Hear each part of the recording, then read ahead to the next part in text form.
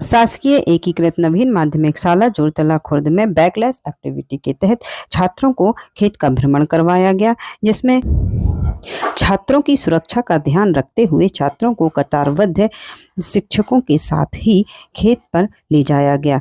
वहां पर पहुंचते ही हमने सबसे पहले खेत के मालिक श्री भल्लू सिंह लोधी के द्वारा परमिशन ली कि हम छात्रों को क्या आपके खेत का भ्रमण करवा सकते हैं। उन्होंने सहृदय हमें अनुमति दी कि बिल्कुल आप छात्रों को खेत का भ्रमण करवा सकते हैं, और उन्होंने विभिन्न जानकारियां भी साझा की छात्रों के साथ। छात्रों को काग भगोड़ा दिखाया गया कि देखिए ये इसका क्या उपयोग है और इसे क्यों लगाया जाता है, और खेत से जुड़ी हुई और फसलों से जुड़ी हुई विभिन्न जानकारियां भी छात्रों को दी गई। ये देखिए फसलों को फसल से संबंधित जानकारी भी दी गई, फलीदार पौधों के विषय में बताया गया, जड़ों के संबंध में बताया गया।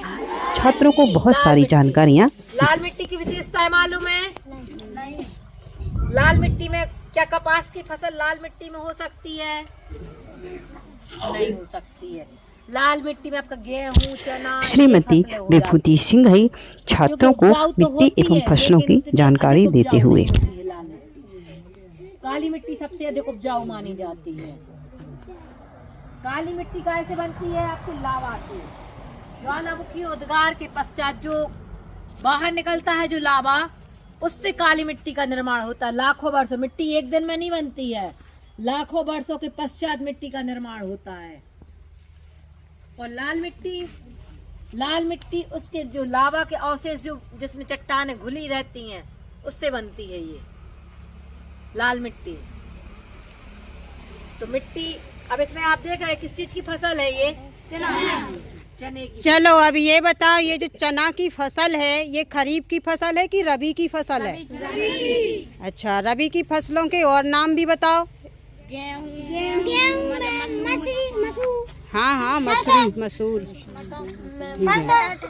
हाँ, बहुत बढ़िया। अच्छा ये बताओ, ये भाजी भाजी कितने प्रकार की होती है? श्रीमती हेमलता शुक्ला मैम छात्रों को शाकीय पौधों की जानकारी देते हुए, जिनका उपयोग हम भाजी सब्जियों के रूप में, हरी पत्तीदार सब्जियों के रूप में करते हैं। अच्छा ये बताओ, यहाँ देखो, यदि फसलों के साथ ये जो कुछ पौधे उग जाते हैं इनको क्या कहते हैं? अवांछनीय पौधे। अवांछनीय पौधे। कुछ नाम दिया गया ना इनको? क्या? हाँ, अवांछनीय। खरपतवार कहलाते हैं ना ये। इनको कैसे हटाया जा सकता है? दवाई डाल।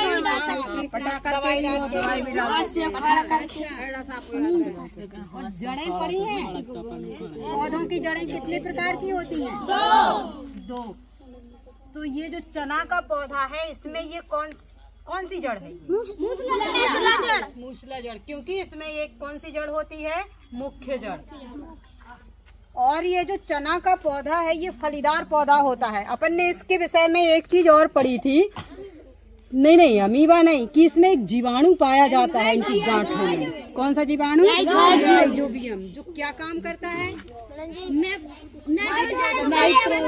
Very good. नाइट्रोजन को विलेय अवस्था में ले आता है और पौधे फिर उस नाइट्रोजन का उपयोग करते हैं, और उस नाइट्रोजन का उपयोग हम कर पाते हैं क्योंकि हम वायुमंडल की नाइट्रोजन का सीधे उपयोग नहीं कर पाते। जिसमें हमने देखा कि अभी चने की फसल बीबी है कर पाते हैं, और तभी हमारे शरीर में प्रोटीन का निर्माण हो पाता है।